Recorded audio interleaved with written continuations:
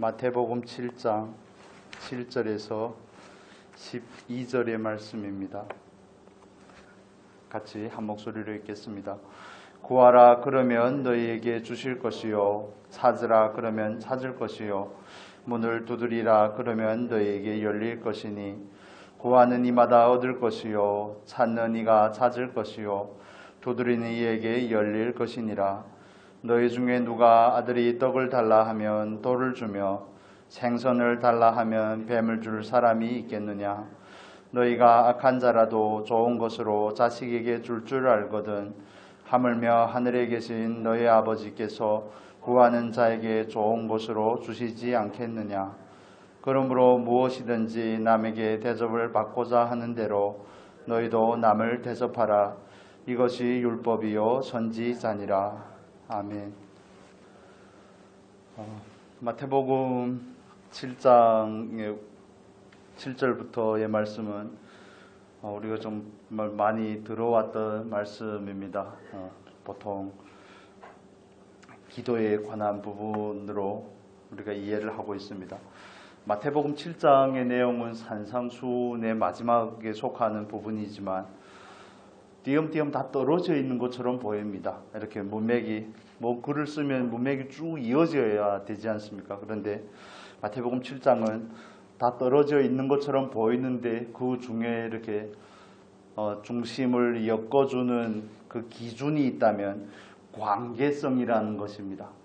7장 1절에서부터 6절까지는 사람에 대한 그 관계성이죠. 판단에 대한 문제를 다루면서 사람과의 그 관계에 대해서 말씀하시고 있다면 오늘 우리가 나눌 7절에서 12절까지의 문제는 기도에 대한 부분으로서 하나님과의 관계에 대해서 이렇게 말씀하고 있는 것입니다.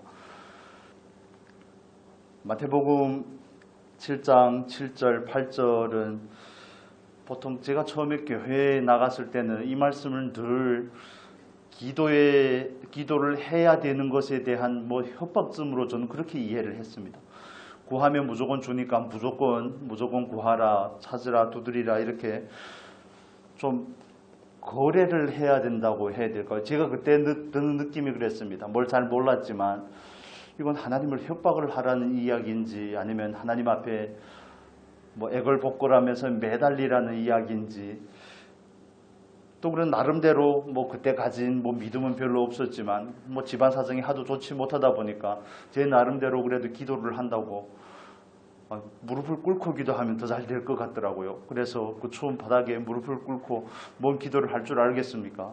그냥 나 집에 나갔던 아버지가 돌아오게 해주세요.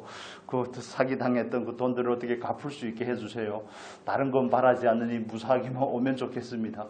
그런 걸 기도를 하는데 기도가 응답이 잘 안 됐습니다. 기도가 응답이 안 됐고 오랫동안 아빠는 집에 돌아올 수가 없었고 빚쟁이들은 이렇게 집에 자주 또 방문을 하시고 그런 어려운 시간들이 있었는데 그러면서도 이 부분에 대해서 좀 이해가 되지 않았습니다. 구하라고 그랬으면 줘야죠. 그러지 않습니까? 여기서 이렇게 말씀하셨잖아요. 8절에서는 7절과 8절에 그 반복해서 강조해서 말씀하십니다. 예수님께서 구하라 그러면 너희에게 주실 것이요. 8절에는 구하는 이마다 얻을 것이요. 구하는데 하나님에 대해서 잘 모르지만 그래도 구하는데 왜 주지 않을까? 요것만 나니까 그냥 이 말씀만 붙잡고 계속 어떻게 해보려고 했는데 후에 야고보서의 말씀을 보고 나서 이거 그냥 구한다고 되는 게 아니라 이게 룰이 있구나 하는 것을 깨닫게 된 것입니다. 그래서 마치 하나님의 말씀이 서로 이렇게 상치되고 이렇게 상반되는 것처럼 그렇게 잘못 이해를 했던 것입니다. 마태복음 7장에 오늘 우리가 나누고자 하는 말씀은 기도에 대한 말씀입니다. 그래서 이 부분에 있어서 먼저 기도하기 전에 그 전제에 대해서 예수님께서 하시는 부분이 있습니다.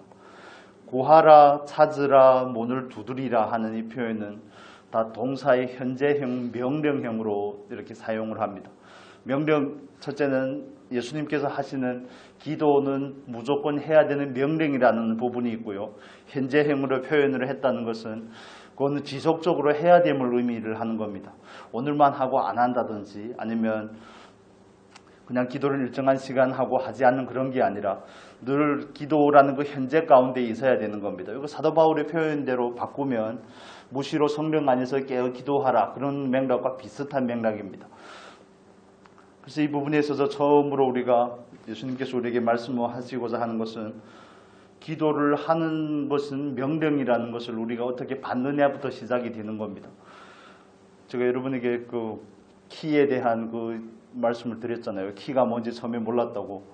열쇠, 자물쇠 이렇게 하면 얼마나 친근하고 좋습니까? 근데 뭐 자꾸 미국이 뭐가 좋다고 자꾸 따라하는지 키를 주라고 그래서 뭔 말인지 알아 못 들었다고 그랬는데 하나님께서 우리에게 이렇게 기도를 하라고 명령하시는 것은 마치 우리에게 하늘나라의 창고를 열 수 있는 그 문을 열 수 있는 그 열쇠를 우리에게 준 것과 마찬가지라고 생각을 합니다.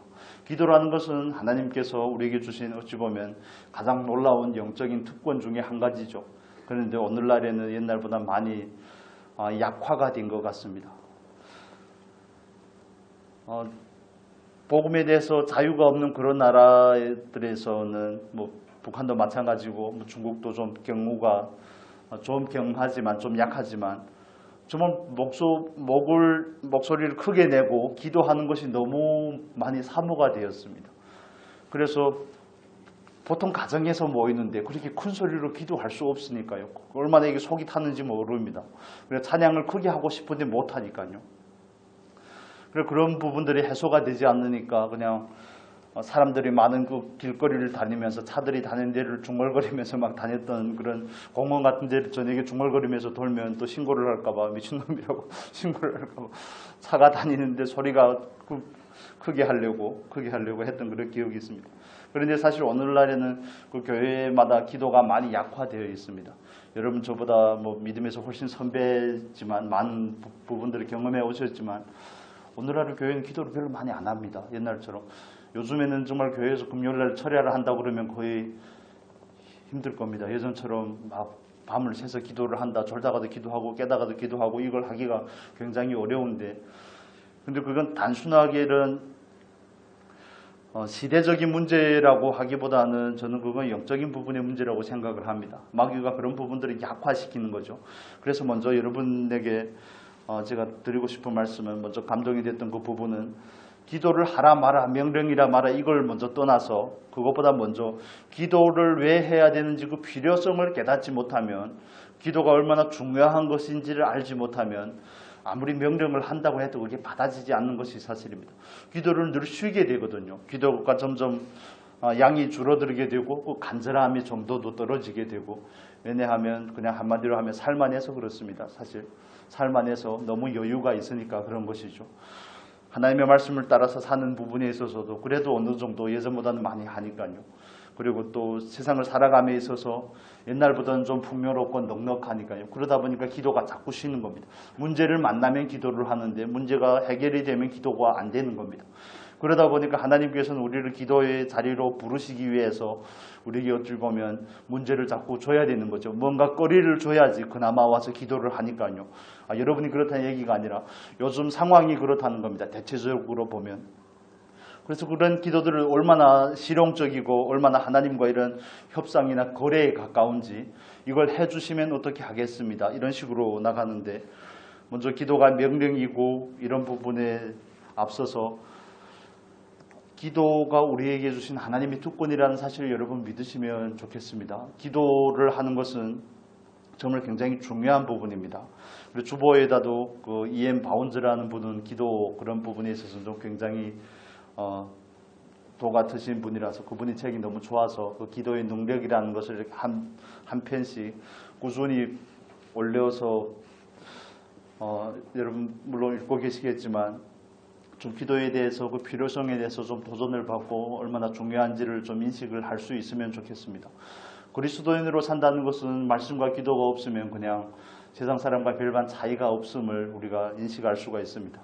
우리가 은혜로 구원을 받았고 또 구원을 받아서 믿음의 길을 가는데 우리에게 공급해 줄 수 있는 하나님께서 우리에게 은혜의 수단이라고 그렇게 말하죠. 말씀과 기도와 성례거든요. 성찬. 그 세 가지 중에서 이걸 다 놔버리면 초기 교회는 사실 매일 모일 때마다 성찬식을 했습니다. 그런데 한국 교회는 거의 많이 안 하죠. 중국에 가보니까 조금 더 많이 하더라고요. 그게 뭐 맞다 틀리다를 떠나서 제가 말씀드리고 싶은 것은 하나님을 만날 수 있고 하나님으로부터 공급을 받을 수 있는 이런 수단들을 점점 줄여간다는 겁니다. 기도도 시간을 줄여가고 성례에 관한 부분들도 줄여가고 말씀은 성경책은 정말 집마다 한 몇 권씩 다 있지만 말씀은 그렇게 잘 안 읽어지는지 이런 부분의 것들이 이런 가장 중요하고 본질적인 부분들이 약화가 되는 것은 교회가 약화가 되는 것이고 신앙이 약화되는 것입니다. 사실 가장 중요한 부분들의 문제는 말씀을 얼마나 가까이 하는 부분의 문제이고 또 얼마나 하나님 앞에 앉아서 기도하느냐, 기도의 필요성을 깨닫느냐의 문제이기도 하고 또 그런 은혜의 수단의 한 부분인 성례를 통해서 어떻게 하나님을 만나느냐 이런 부분들이 근본적인 것들이 중요한데 우리는 그 근본적인 것을 조금 넘어서서 다른 장가지들에 많이 신경을 쓰려고 하는 그런 경향들이 많이 보인다는 것이죠. 그래서 우리가 이 부분에 대해서 먼저 그 귀하고 그 중요함을 깨닫고 인식할 수 있기를 바랍니다.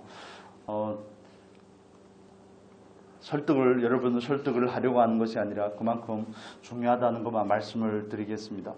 그래서 기도를 쉬지 않으시고 늘 기도에 힘쓸 수 있는 저와 여러분이 될 수 있기를 바랍니다. 그래서 기도의 그 문제를 먼저 우리가 해결을 하고 나서 기도에 대한 부분을 다룬다면 기도는 명령입니다. 하지 않으면 안 되는 것입니다.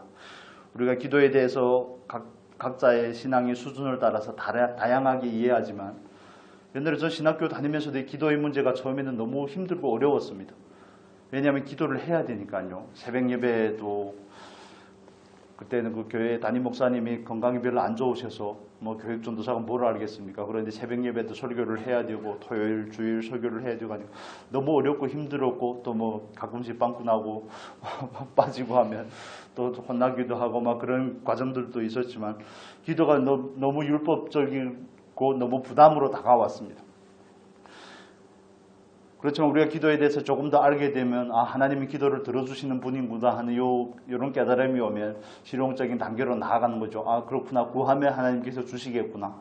여기까지 나아가게 됩니다. 그 다음에 조금 더 나아가게 되면 하나님께서 내 기도를 필요로 하시는구나 하는 것을 깨닫게 되는 것이죠. 하나님께서는 기도를 필요로 함으로 인해서 다니엘을 찾아가시고 또 느헤미야를 찾아가시고 또 아브라함에게 찾아가서 롯의 문제를 거론하시고 이런 부분의 단계로 우리가 기도가 조금 더 승화되고 조금 더 성장된 모습으로 나아가는 것입니다. 그러면 궁극적으로는 우리가 기도를 통해서 하나님을 얻는 것이 궁극적인 목적이죠. 우리가 그냥 말로만 하는 기도는 호흡입니다. 뭐 이런 걸 떠나서 그 실제의 자리로 나아가는 것이 저와 여러분에게 있어서는 가장 중요한 부분의 목적인 줄로 믿습니다. 그렇다면 우리가 이런 질문을 해보면 좋겠습니다. 나는 과연 기도를 어떻게 인식하고 있고 그 명령에 얼마나 순종하고자 하는지. 순종하고자 한다면 더 이상 뭐 점검하거나 묻지 않아도 되겠지만 순종하고자 하지 않는다면 기도의 자리에 앉는 것이 거북하다든지 아니면 그 자리나 그 시간에 대해서 그렇게 중요하게 생각을 하지 않는다면 왜 그런지에 대해서 우리는 좀 생각을 해볼 필요가 있습니다. 그래서 기도는 명령이라는 것은 다른 말로 하면 기도는 해야 된다는 겁니다.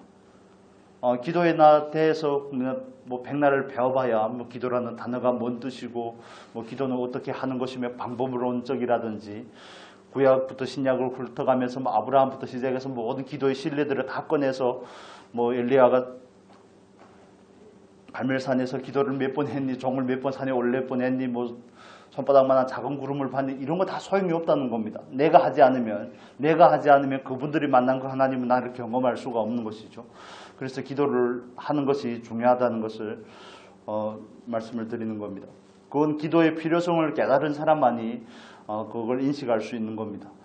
물론 저와 여러분이 어느 신앙의 단계에서 기도를 인식하고 있을지는 잘 모르겠습니다만 실용적인 필요를 따라서 기도를 하든 아니면 기도를 율법으로 가지고 기도를 하든 아니면 기도를 정말 생명으로 하나님과 함께하는 그 연합하는 생명을 공급하는 수단으로서의 기도를 이해를 하든 기도 자체가 목적이 되든지 아니면 하나님의 그 사역에 동역하고자 그렇게 기도를 이해를 하든지 수준은 관계가 없다는 겁니다. 예를 들면 수준은 관계가 없이 기도를 하느냐 하지 않느냐 이 문제부터 먼저 해결을 하자는 것이죠.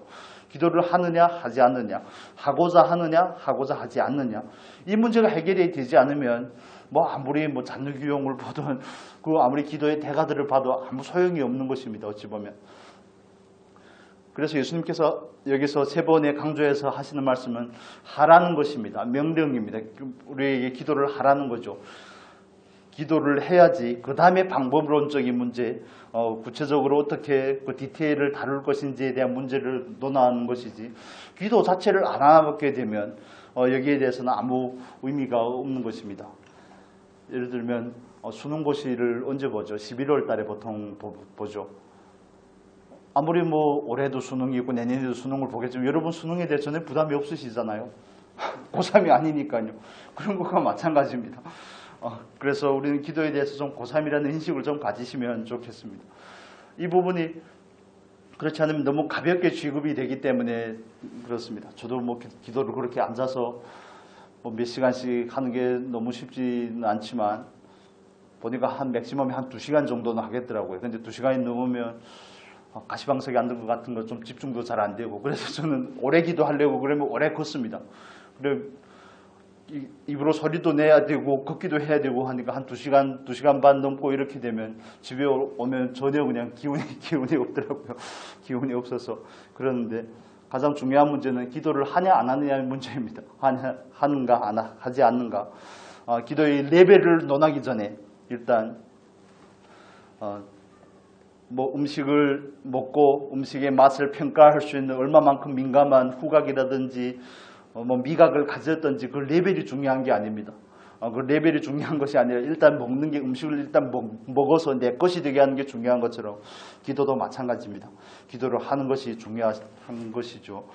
그리고 예수님께서 여기서 두 번째 우리에게 말씀하시고자 하는 것은, 산상수훈의 기도에 대한 교훈이 있지만 여기서는 그 부분을 한 번 더 강조하는데, 하나님은 우리에게 아버지가 된다는 겁니다. 이거 우리 주기도문 나눌 때도 조금 살펴봤던 부분인데, 신약 성경을 연구하는 학자 중에 요아킴 예레미야스라는 그 교수님이 계십니다. 그분은 정말 신약에서는 거의 대가라고 보통 그렇게 말하죠.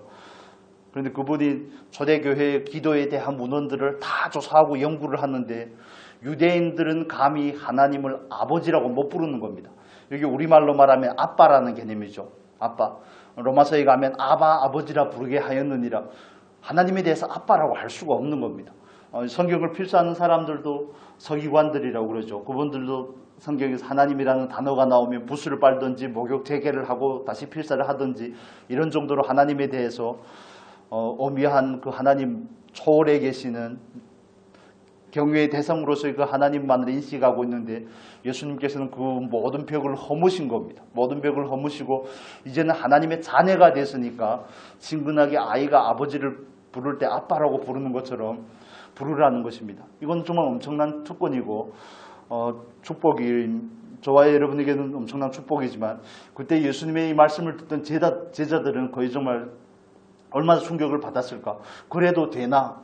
마치 사도행전 10장에서 베드로가 보자기가 하늘에서 내려올 때 모두 온갖 짐승들이 있을 때 하나님께서 일어나 잡아먹으라 그러니까 못 먹습니다 그러잖아요. 이거 율법의 레위기 젓가락장이라고 그러죠. 레위기 11장 절대 까먹지 않을 겁니다. 그러면 레위기 11장에 나오는 그 먹지 말라는 그런 품목들이 다 들어있는데 그 짐승들을 먹을 수 없습니다.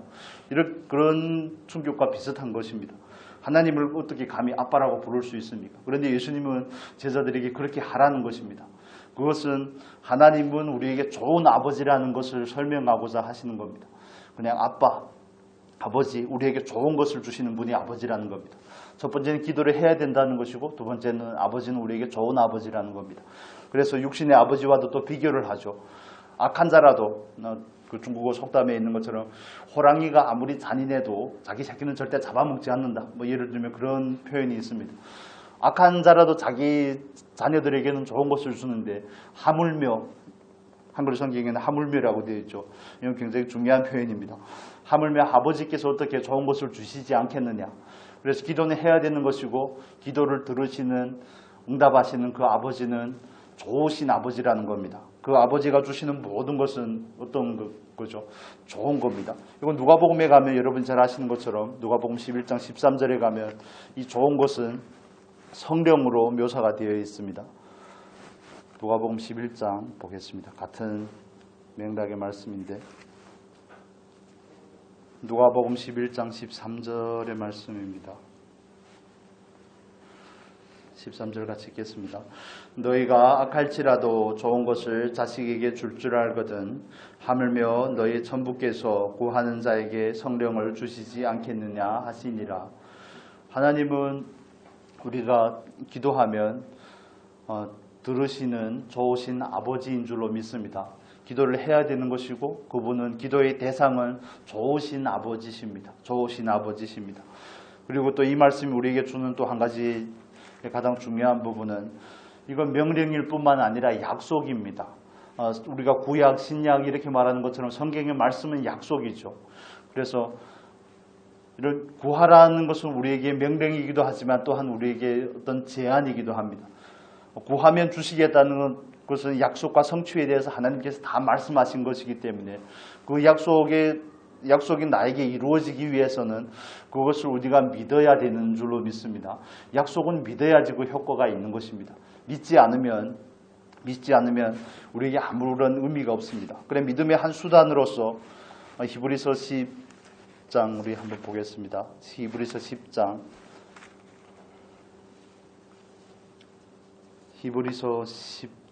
36절만 보겠습니다. 36절 같이 읽겠습니다. 너희에게 인내가 필요함은 너희가 하나님의 뜻을 행한 후에 약속을 받기 위함이라. 39절까지 같이 읽겠습니다. 잠깐 후면 오시리니 지체하지 아니하시리라. 오직 나의 의인은 믿음으로 말미암아 살리라. 또한 뒤로 물러가면 내 마음이 저를 기뻐하지 아니하리라 하셨느니라.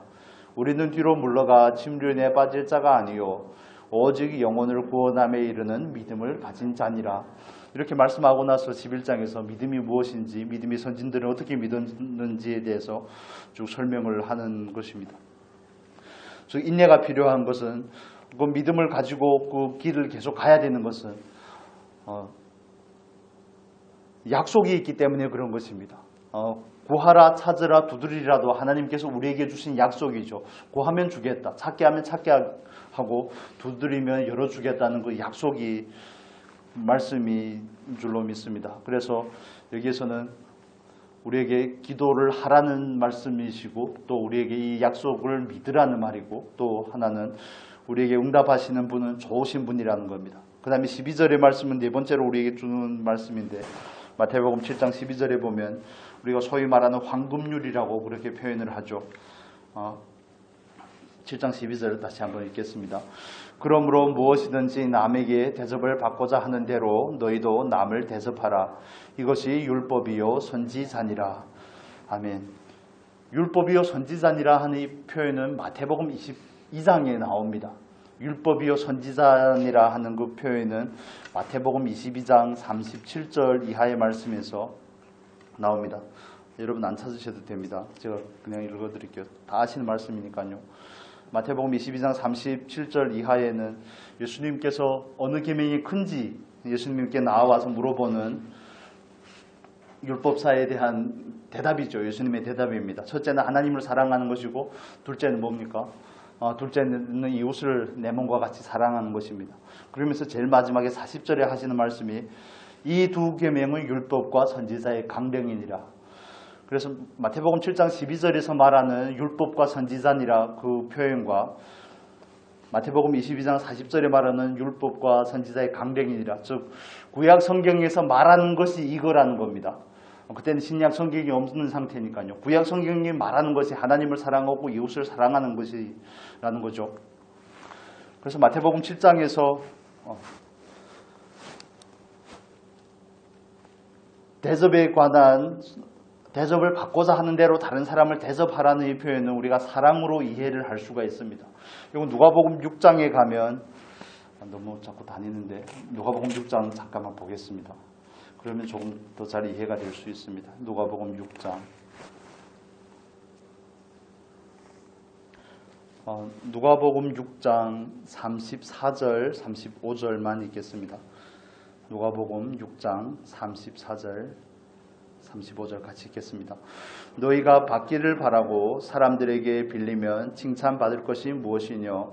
죄인들도 이수히 받고자 하여 죄인에게 빌리느니라. 오직 너희는 원수를 사랑하고 선대하며 아무것도 바라지 말고 빌리라. 그리하면 너희의 상이 클 것이요 지극히 높으신 이의 아들이 되리니 그는 은혜를 모르는 자와 악한 자에게도 인자로우시니라. 이건 우리가 34절 35절만 읽었는데 27절에 보면 이 표현을 27절이 아닙니다. 31절에 보면 이 표현이 있습니다. 남에게 대접을 받고자 하는 대로 너희도 남을 대접하라 하는 표현은 누가복음에서 이 맥락을 원수를 사랑하는 그 부분에 이걸 쓰는 것입니다. 그래서 말씀드리고자 하는 것은 마태복음 7장 12절에서 율법과 선지자의 강령을 남에게 대접을 받고자 하는 대로 남을 대접하라는 것은 사랑에 관한 계명인 것입니다. 그걸 우리가 기도에 비추어서 이해를 한다면 우리는 기도를 하나님께 드립니다. 그런데 하나님께서 우리가 드린 그 기도에 응답하기를 원하신다면 우리도 하나님을 사랑하는 그 구체적인 실천, 마태복음 14장 21절에서 말하는 말씀을 지키는, 말씀대로 살고자 하는 그 구체적인 실천이 있어야 되는 겁니다. 이건 거래가 아니죠. 하나님, 내가 하나님 말씀을 지킬 테니까 하나님 내 기도를 들어주십시오. 이 거래가 아닙니다. 거래가 아니지만 기도에 응답받고자 이걸 실용적으로 생각하는 것이 아니라 하나님을 사랑하는 것만큼 하나님이 나를 사랑하기 때문에 그런 것입니다. 여러분, 하나님께 사랑을 받고 싶지 않으십니까? 우리는 다 그런 소원이 있죠. 거듭난 영혼은 그 소원을 가질 수밖에 없습니다. 그걸 우리가 경향성이고 소원이라고 그러죠. 거듭났기 때문에 영적인 존재가 되었기 때문에 영적인 것을 원하는 겁니다. 육적인 것을, 땅의 것을 원하는 것이 아니라. 그렇기 때문에 여기서 남에게 대접을 받고자 한다는 것은 하나님을 사랑하는 그 사랑에 관한 것입니다. 하나님을 사랑하고 하나님의 말씀을 지키고자 하는 사람에게 하나님은 거기에 합당하게 우리에게 응답을 해주신다는 겁니다. 이걸 예수님은 황금률이라고 말하고 율법과 선지자의 결론이라고 우리에게 말씀해 주는 겁니다. 여러분, 하나님께서 여러분의 기도를 들으시기를 원한다면 나는 과연 하나님의 말씀에 대해서 얼마나 하나님의 말씀에 대해서 경외의 자세를 가지는지, 순종하고자 하는 자세를 가지는지를 살펴보는 것은 굉장히 중요한 부분의 문제입니다. 내가 원하는 것은 맨날 얻고 싶은데 하나님께서 원하시는 것은 전혀 하고 싶지 않으시다면, 그 사랑의 표현을 실제적으로 하지 않고 계시다면 하나님께서는 그 기도의 문제에 대해서 좀 다르게 생각하지 않으실까, 그런 부분을 우리가 좀 점검을 해보면 좋겠습니다.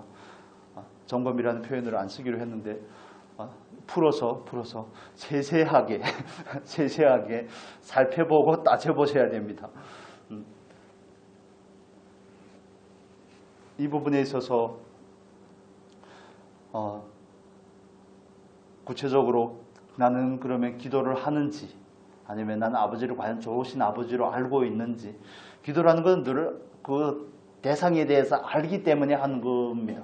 그분이 좋다는 것을 알기 때문에, 그분이 내 아버지라는 것을 알기 때문에 기도하는 것이죠. 이건 그냥 확률적으로 얻어 걸려라 이런 게 아니잖아요. 그냥 천지신명 누구든지 괜찮으니까 내가 원하는 것을 들어주시오, 이런 게 토속신앙이나 샤머니즘이 가지는 그런 게 아니거든요.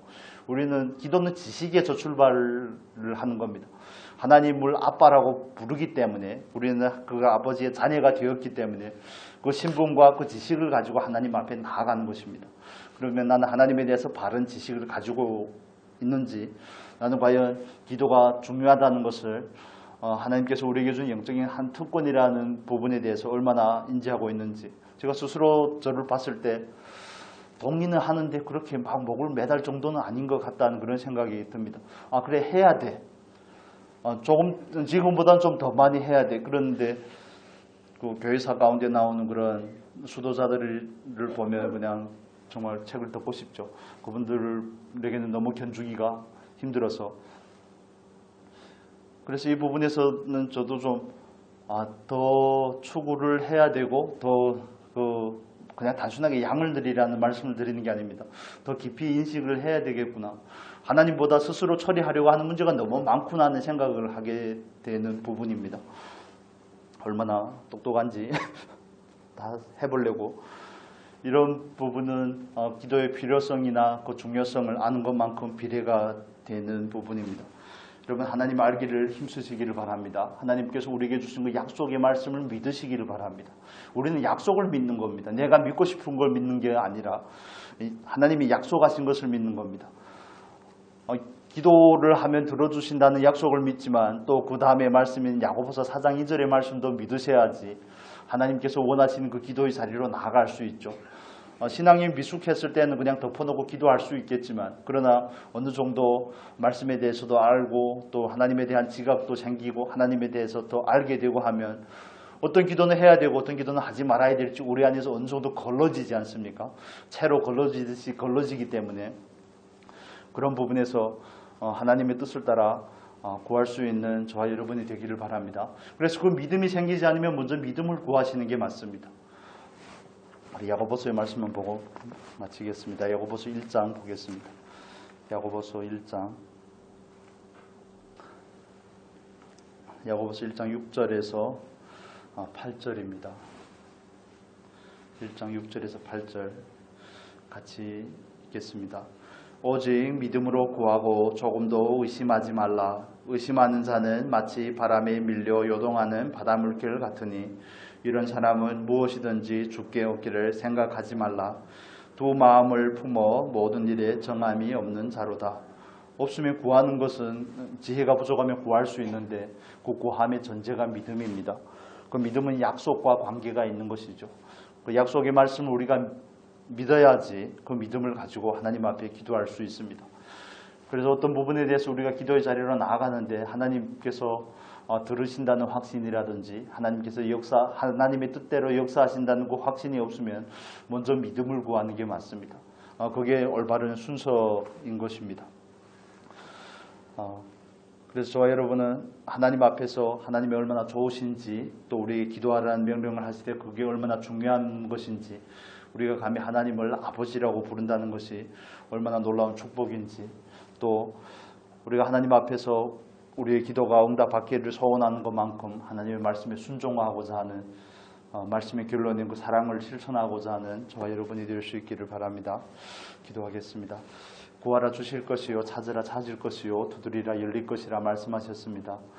기도에 대한 주님의 명령에 대해서 우리가 정말 온전히 믿음으로 수용하고 받을 수 있도록 인도해 주십시오. 그 기도가 얼마나 중요한 것인지 기도가 우리에게 얼마나 주어진 놀라운 특권인지 우리가 조금 더 깊이 있게 경험할 수 있게 도와주십시오. 성령님 우리의 마음을 열어주시고 우리로 하여금 우리에게 늘 좋은 것을 주시는 그 아버지가 어떤 분이신지를 오늘도 조금 더 알아가게 하여 주시기를 원합니다. 또 우리가 하나님께 나아가 기도할 때마다 우리가 하나님으로부터 기도하여 응답받고자 하는 것만큼 우리가 하나님의 뜻에 따라 살고자 하는 것이 더 중요한 부분임을 깨달아 알게 하여 주옵소서. 그래서 그 기도의 황금률을 깨달아 그대로 실천하는 우리의 복된 삶이 되게 하여 주시옵소서. 오늘도 우리가 약속의 말씀을 붙잡고 하나님 앞에 기도의 자리에 앉기 원합니다. 아버지 우리 삶 가운데서 늘 기도 가운데 하나님과 교제 가운데 있게 하여 주시옵소서. 감사하며 예수님의 이름으로 기도합니다. 아멘.